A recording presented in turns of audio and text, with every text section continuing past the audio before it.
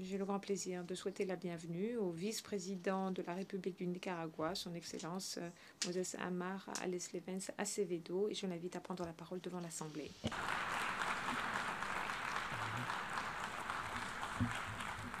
Gracias. Je vous remercie. Monsieur le Président, Monsieur Mohens Liketkov, je vous salue de la part du peuple du Nicaragua ainsi que de la part de notre président, le commandant Daniel Ortega Saavedra, en vous souhaitant le plus vif succès pour cette nouvelle responsabilité qui vous incombe. Aujourd'hui, je me présente devant l'Assemblée générale afin de vous présenter la position du Nicaragua et de notre président, le commandant Daniel Ortega Saavedra. Je vais procéder à la lecture, par conséquent, du message de notre chef d'État et de gouvernement. Monsieur le secrétaire général des Nations unies, Ban Ki-moon. Monsieur le président de l'Assemblée générale du 70e anniversaire des Nations unies, Mogens Lykketoft. Mesdames et messieurs, cette 70e session de l'Assemblée générale est une commémoration du 70e anniversaire de notre organisation. Il y a 70 ans, 51 États avaient signé la charte de l'Organisation des Nations unies. Et le Nicaragua est un État fondateur des Nations unies. Le monde sortait alors d'une guerre effroyable et l'humanité réclamait la paix, la paix, la paix, comme le disait notre grand Rubén Darío. À partir du 24 octobre 1945, l'Organisation des Nations unies s'est lancée dans le monde en tant qu'organisme vecteur de paix. Mais depuis ses débuts jusqu'à aujourd'hui, les objectifs fixés sont restés lettre morte. Alors que nous célébrons son 70e anniversaire, nous sommes 193 États membres et cette organisation que nous formons dans un monde complètement différent doit connaître une transformation. Nous vivons sur une planète avec une population plus importante qui est menacée par des défis multiples d'une grande complexité. Un monde où l'égoïsme, l'arrogance et l'ingérence ont modifié et complètement brisé le droit à la paix, la sécurité souveraine et la vie pour des millions d'êtres humains. Nous exigeons, pour cette raison même, qu'il y ait une réflexion approfondie afin de réinventer, de démocratiser et de rebâtir les Nations unies. Nous souhaitons une organisation où régnerait une égalité des droits entre tous ses membres et plus d'efficacité face aux enjeux de la justice, du développement juste, durable, sûr, souverain et, par-dessus tout, la paix. La cupidité croissante du capitalisme mondial, tout particulièrement au Moyen-Orient et en Afrique, a entraîner des guerres, a créé, incité, cultivé et mis à profit des fanatismes et des terrorismes, semant derrière elles l'insécurité, la destruction et provoquant des crises de tout type, des guerres, une crise alimentaire, de l'environnement, du travail humanitaire, avec des proportions et des conséquences extraordinaires. Le déplacement forcé et brutal de milliers de personnes, y compris des personnes âgées, hommes et femmes, des enfants, des familles entières, depuis des pays qui étaient auparavant développés, comme la Syrie, la Libye, l'Irak et l'Afrique subsaharienne. Ce déplacement forcé met à nu la véritable nature des guerres, du terrorisme et des conflits que nous connaissons, qui sont créés et favorisés par l'avidité de l'empire du capitalisme mondial.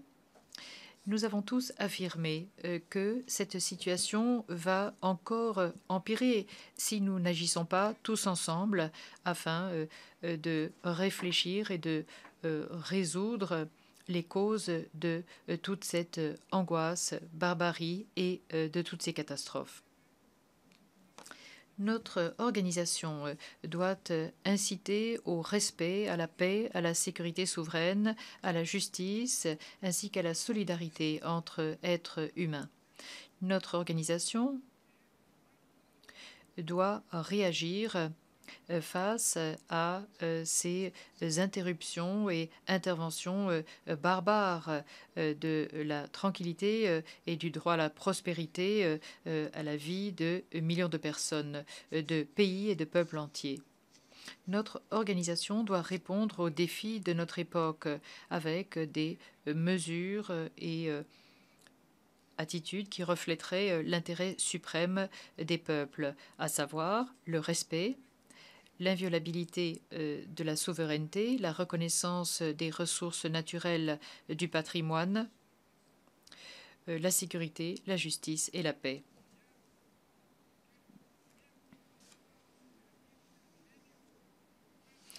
Il convient de ne pas oublier que la réalisation de ce que l'on appelle les OMD ont beaucoup souffert de l'impact terrible des guerres et du terrorisme nés et encouragés par ces empires.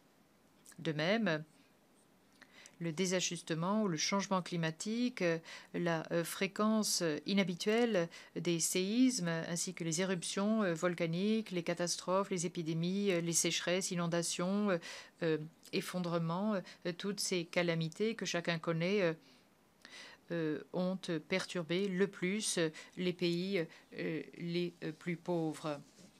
Des peuples et des pays qui vivaient auparavant en pleine réalisation des OMD, comme la Libye, la Syrie et l'Irak, ont subi des interventions et une dévastation des suites de terrorisme qui ont été encouragées afin d'appuyer des invasions et des guerres impériales. Et tout cela sous couvert de conflits internes favorisés afin de s'approprier et d'arriver à dominer nos ressources naturelles. Il n'est aucune région de la planète où la main de cet empire ne se fasse ressentir sous forme d'intrigues, d'agressions, de manipulations et de tout type d'ingérence à l'encontre de processus démocratiques légitimes et visant à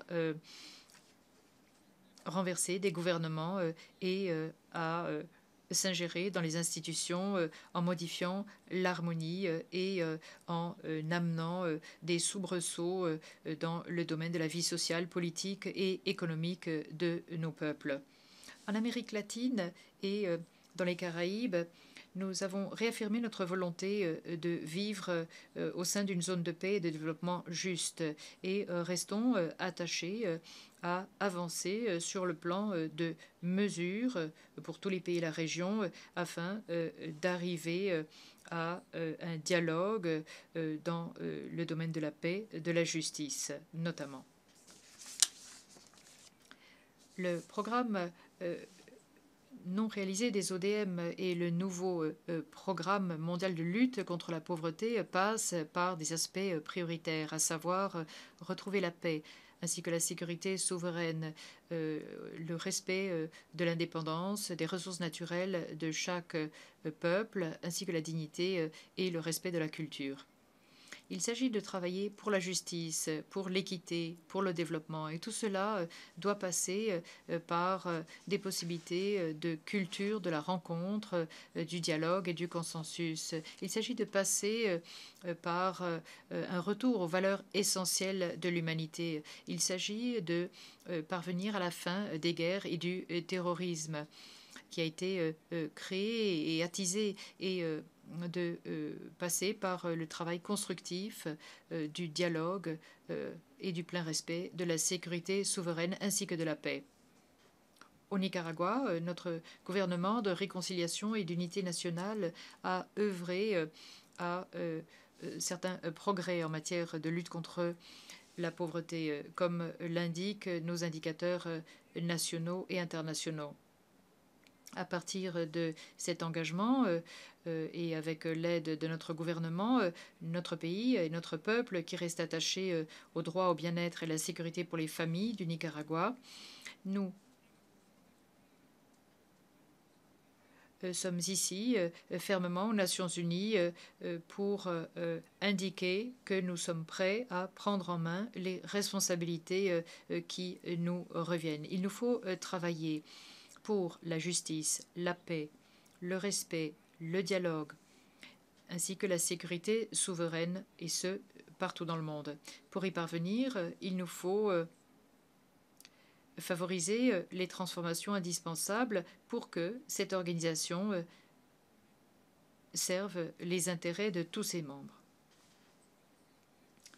Permettez-nous de souligner qu'à la présidence de cette Assemblée, en 2008, le père Miguel Descoto avait justement mis en avant ces mêmes notions et propositions en réalisant le programme du Nicaragua qui souhaitait jeter les bases à des délibérations portant sur ces transformations dans le document de base pour la réinvention des Nations Unies. Nous sommes convaincus que ce n'est que au sein d'une organisation des Nations Unies équitable et démocratique, recréée, refondée et fonctionnelle pour le monde et l'humanité du XXIe siècle, ce n'est que dans ce type d'organisation que nous pourrons relever les défis de notre époque. Notre gouvernement et notre peuple défendent un monde où les valeurs de tous les êtres humains pourrait compter sur ce qu'il y a de meilleur chez nous afin de dégager des conditions favorables au développement juste, durable, équitable, sûr, souverain. Et souhaiterions que les progrès de la science et de la technologie se retrouvent dans tous les domaines de notre vie, soient également accessibles et partagés par tous. Le gouvernement et le peuple du Nicaragua souhaiteraient que la conférence de Paris, la COP 21, soit l'occasion d'un engagement envers la justice climatique, ainsi qu'une politique indispensable d'indemnisation convertie en coopération directe et sans condition. Les pays émetteurs et responsables de la dégradation et des désajustements doivent reconnaître tout ce que nous avons perdu et contribuer à cette récupération afin de rétablir le droit à la santé et à la vie de la terre nourricière et des peuples du monde. Le Nicaragua souhaiterait un monde solidaire et complémentaire et une refonte des Nations Unies pour que domine l'intérêt de tout un chacun, ainsi que la capacité de parler et de s'écouter sur un pied d'égalité, nous tous les États membres. Nous défendons également un rôle respectueux, responsable et éthique des agences des Nations Unies, sans qu'il y ait ingérence, interférence ni intervention dans les affaires intérieures des États souverains.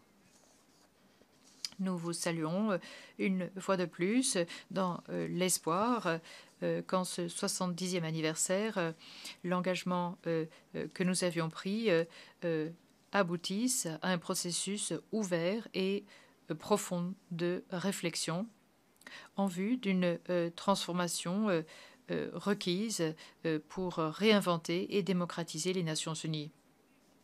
Depuis le Nicaragua, avec Darío et Sandino, avec notre pays qui est béni et toujours libre, nous restons attachés à toutes les initiatives qui nous amèneraient à recréer, à réinventer et à refonder les Nations Unies, respectant ainsi la demande croissante d'une organisation démocratique qui servirait l'intérêt suprême de la sécurité souveraine, de la justice ainsi que de la paix dans le monde.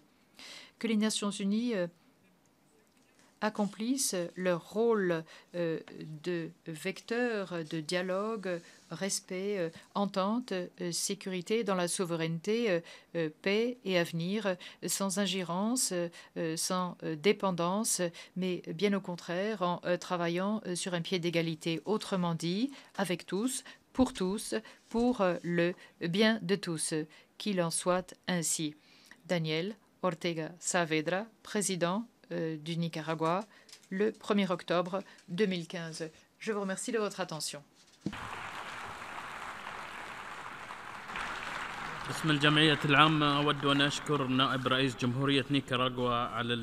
Au nom de l'Assemblée générale, je tiens à remercier le vice-président de la République du Nicaragua de sa déclaration.